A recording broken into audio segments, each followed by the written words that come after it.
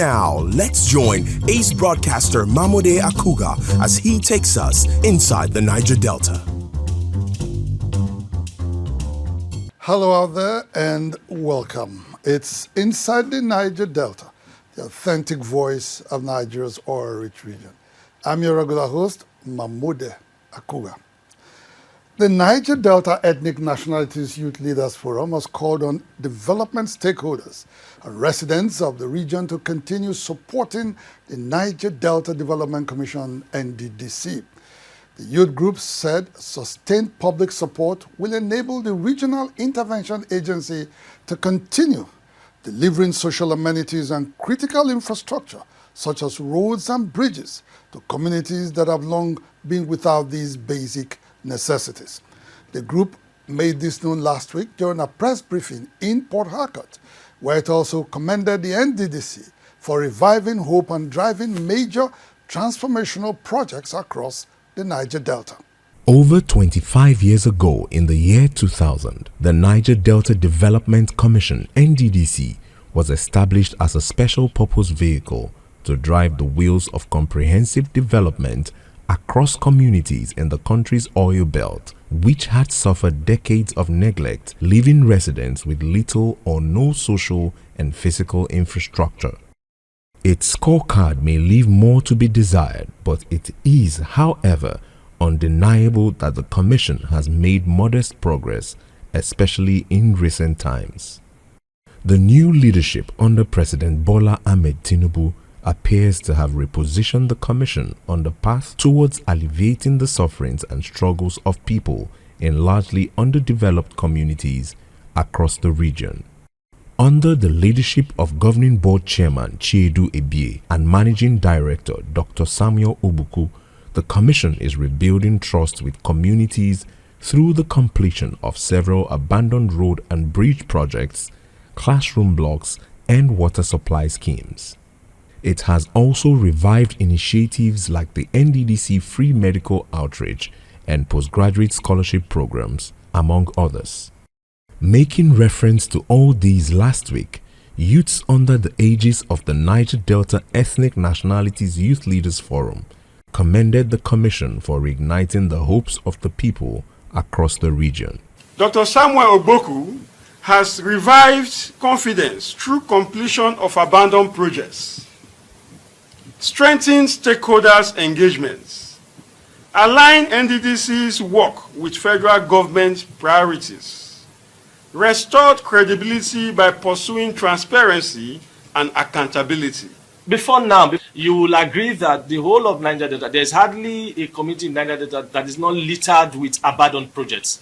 Dr. Sam Ogboku led administration started handling these issues one after the other.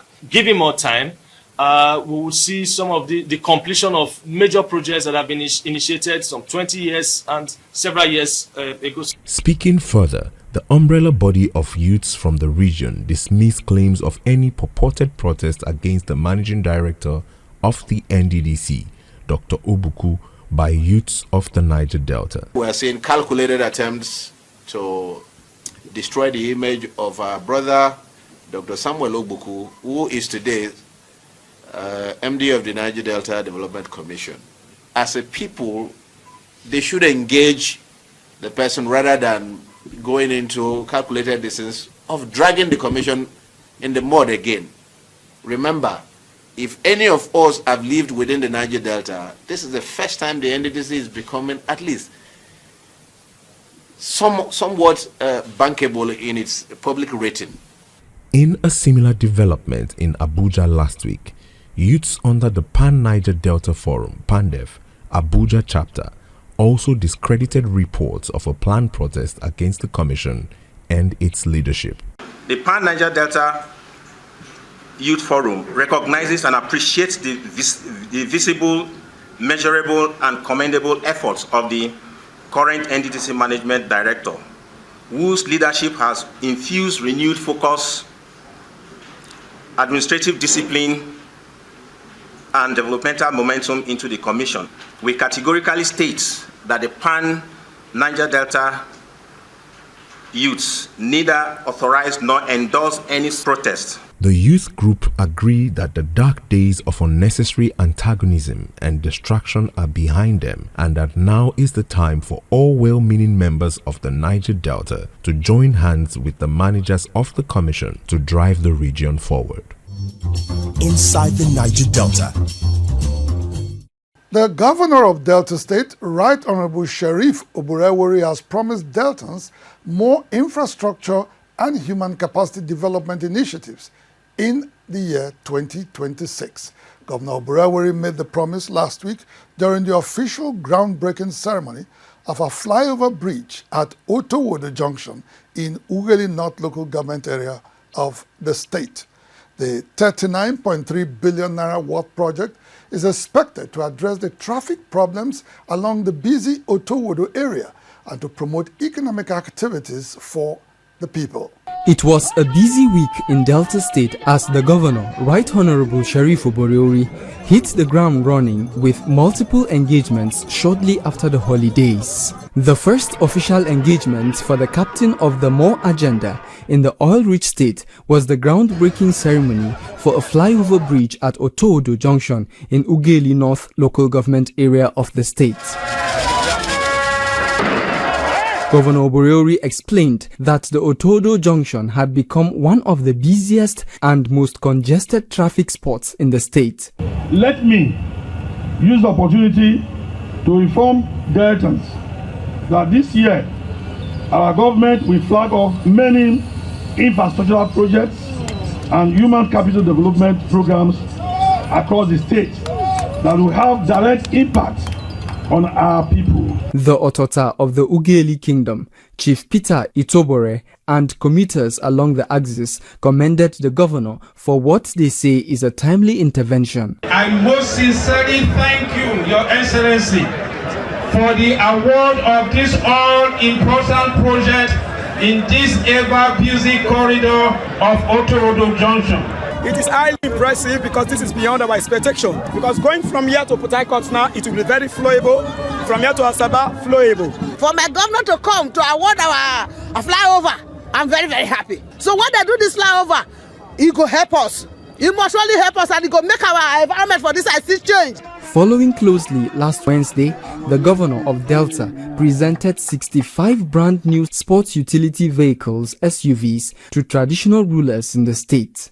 On this note, it is my pleasure to present these vehicles to these traditional rulers to the glory of God and the unity and progress of our beloved state. I am very conversant with the role that traditional rulers play in ensuring peace and stability in their kingdoms. By extension, the state and the country. The chairman of the Delta State Traditional Council, His Royal Majesty Major General Felix Mujakbero, retired, thanked the governor on behalf of the royal fathers. I want to appreciate you for this gesture of this vehicle that you have purchased for us and donated to us today. Because for some time now, some of our members cannot attend our meetings because there are no vehicles. Sometime on their way, the vehicles break down. Inside the Niger Delta.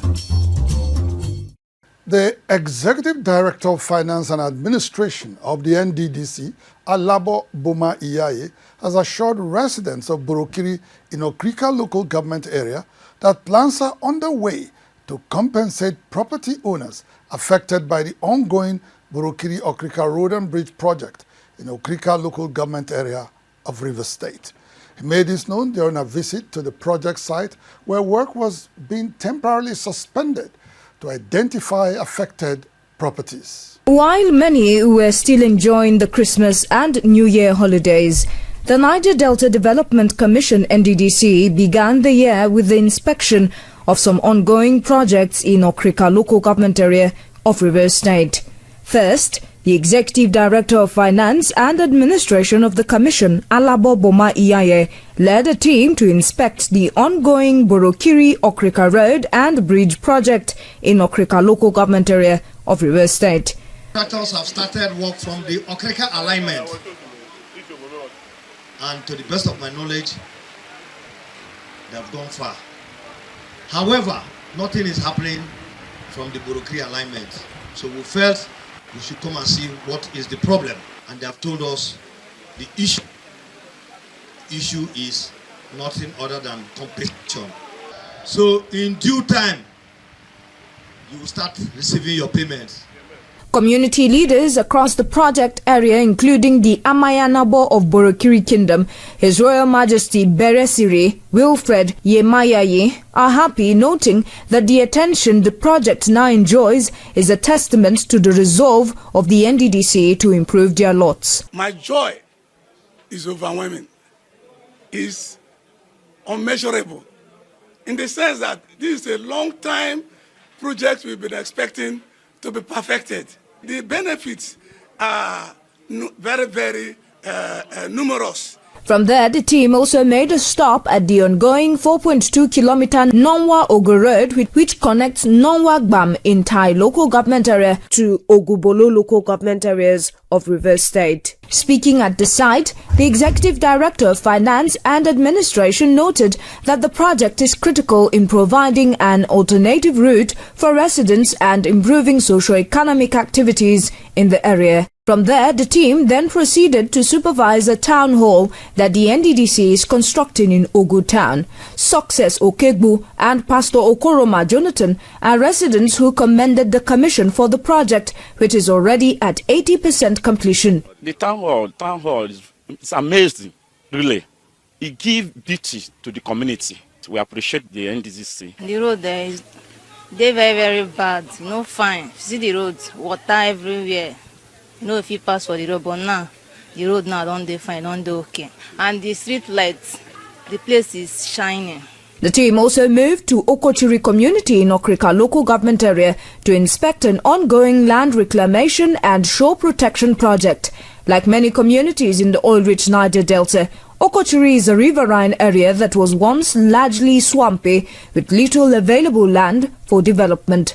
Through the intervention of the NDDC, about 11 hectares of land have already been reclaimed, with works still ongoing. So we're happy as a commission that by the contributions of the board led by Dr. Samuel Ogboku, we can see this kind of project taking place in Okochiri town. The people were indeed grateful for the initiative. So we are very thankful to Mr. President and also thankful to the MD that they have provided more land. Inside the Niger Delta. Azikio Group, oil and gas, dredging, power and air transportation. Azikio Group, petroleum product sufficiency, energy sustainability and infrastructure development.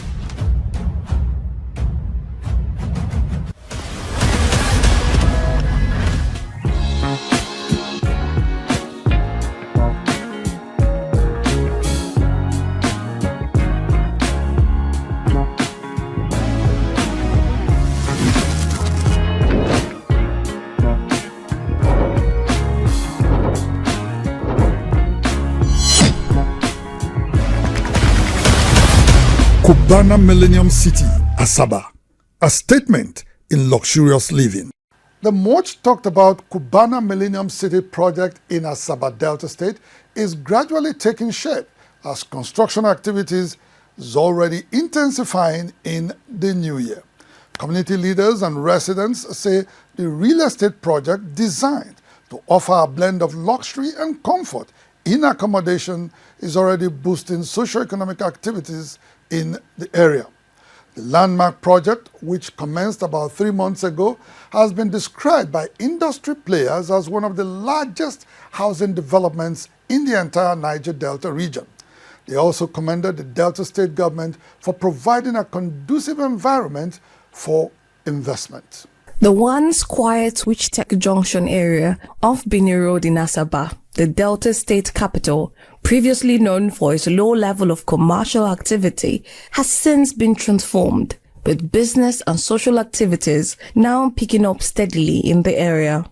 This is all thanks to the real estate wonder that is speedily taking shape in the area, undertaken by Cubana Group, led by the billionaire businessman Chief Obinna Iyebo, popularly known as Obi Cubana. The ultra-modern residential project on 66 hectares of land is designed to provide self-sufficient and premium quality homes that will be fitted with cutting-edge technology at affordable rates.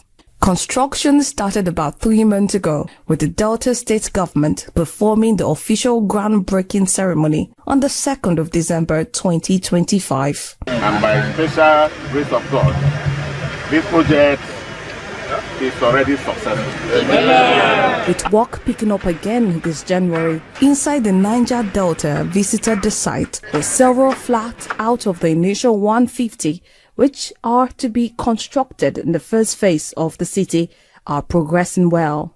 There are many things going on. We have second floor going on. Some of the buildings from 1 to 8, we are on decking level about to cast. We have the gatehouse being completed. We are about to start plastering and dressing of the columns. And we have way bridge outside the gate. By His grace, before April now, we'll put this building for which we are on top of it to finishing level, where our chairman will come and celebrate his own birthday. The Cubana Millennium City has emerged as the latest and arguably the biggest real estate project in the Niger Delta, with investors already scrambling for subscriptions even ahead of official announcements. Last week, the chairman of the Cubana Group, Obi Cubana, led Pastor Jerry Eze of Stream of Joy International to the site of the ongoing project for a 2026 official prayer opening session. Jesus is the foundation. Several dignitaries from within and outside the state, including real estate investors and top government functionaries, participated in the session, where prayers were offered for safety, peace, and the successful execution of the project. Inside the Niger Delta. The once thriving fishing community of Ogheye Ehoroke in Warri North local government area of Delta State is now facing the threat of extinction as the waters of the Atlantic Ocean, which has gradually taken over the Ishekiri settlement, is now eating up the community. The people of the community, who lost several houses and valuables due to a recent ocean surge early this January, have sent out a Save Our Souls message calling for urgent intervention to protect their community from being completely washed into the ocean. Ogheye Ehoroke in Warri North local government area of Delta State is an Ishekiri community at the bank of the Atlantic Ocean, right by the Benin River, that was said to have been founded in the late 17th century. Previously famous for its abundance of aquatic resources, Ogheye Ehoroke is now facing extinction as the intimidating Atlantic Ocean keeps inching closer, already swallowing up a substantial portion of the community. Over 70% of our ancestral land has already been swallowed by the oceans. What remains is a thin and fragile strip of land that experts warn may be completely lost within the next 4 months, especially as the April rainy seasons and high tide surge approach. This crisis did not fall from the sky. It is the combined result of climate change and decades of oil and gas exploration activities, dredging, canalization, and environmental degradation that destroyed the mangroves and natural barrier that also protects our shoreline.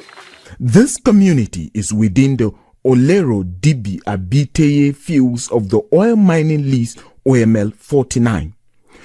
Speaking further, the people lamented the fact that despite contributing so much through the oil on their soil, the government and oil companies have not dealt fairly with them.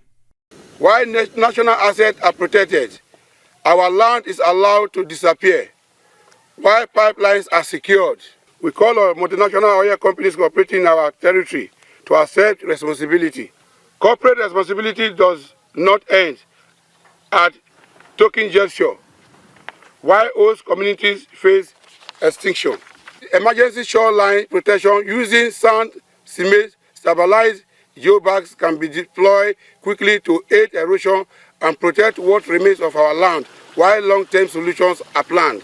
Already, two neighboring communities of Ohe Zion and Ajadogo have been washed into the Atlantic Ocean, and now Ohe Oroke stands on the brink. We need sea protection, the shore protection, I mean.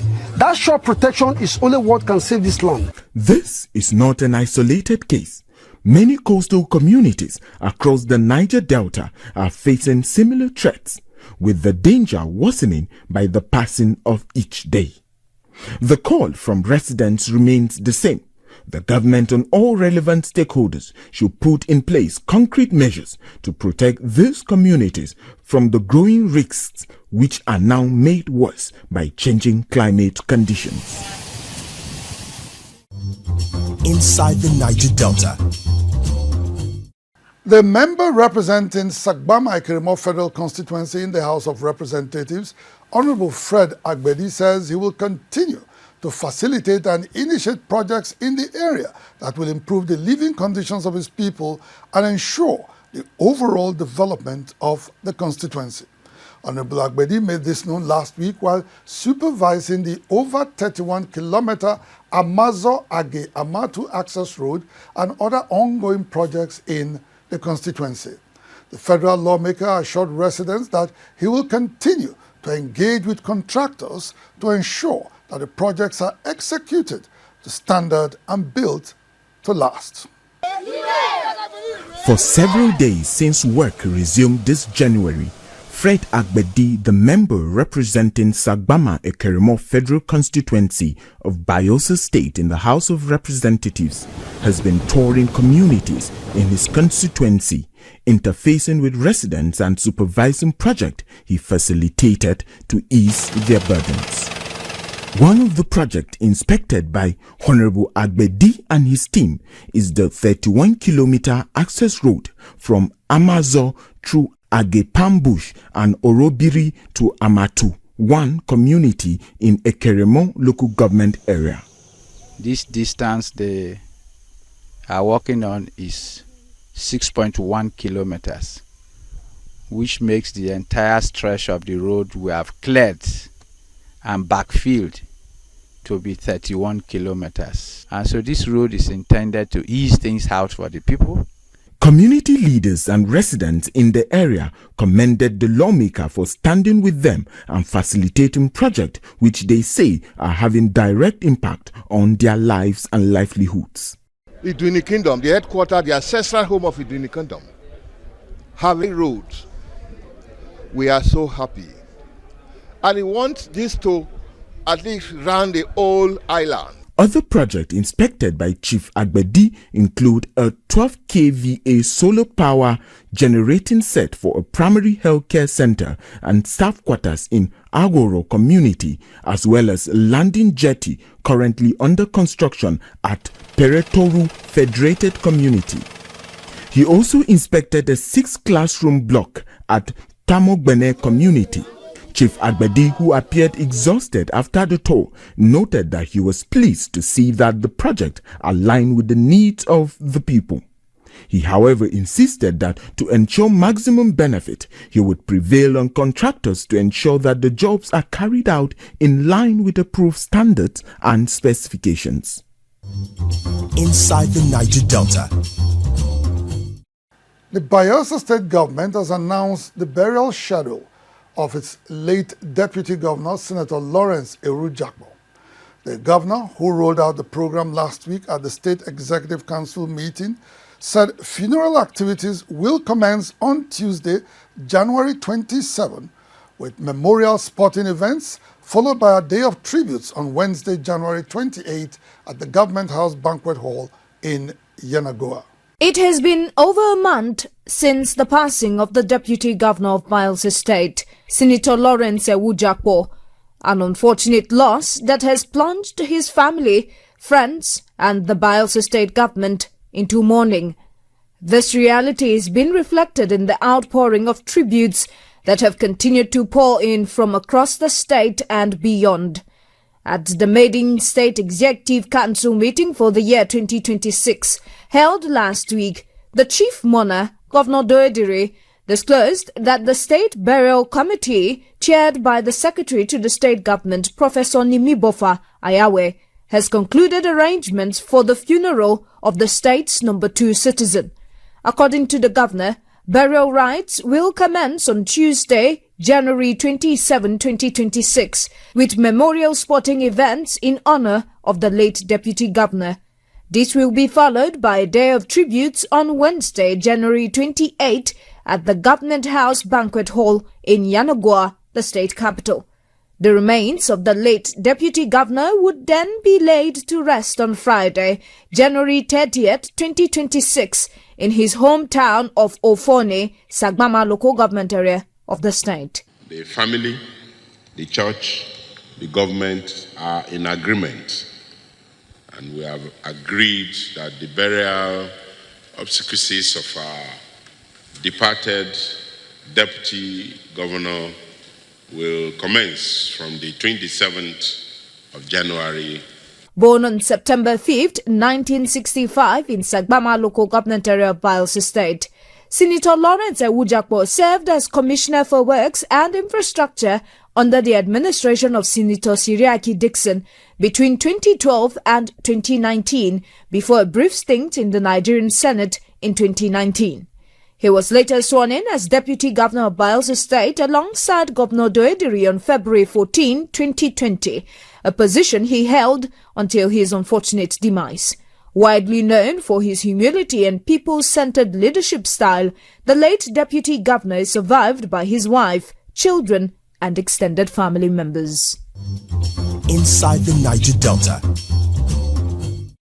Well, that's the size of our package on the program for today.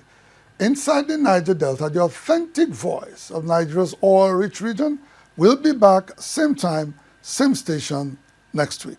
Until then, you can follow us on our social media handles showing right now on your screens. Until next week, I am MAMODE AKUGHA thanking you for tuning in. Bye for now.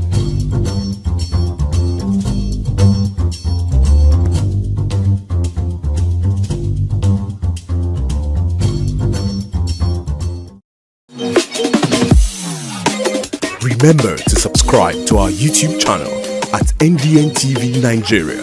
Click on the subscribe button and be the first to get notifications.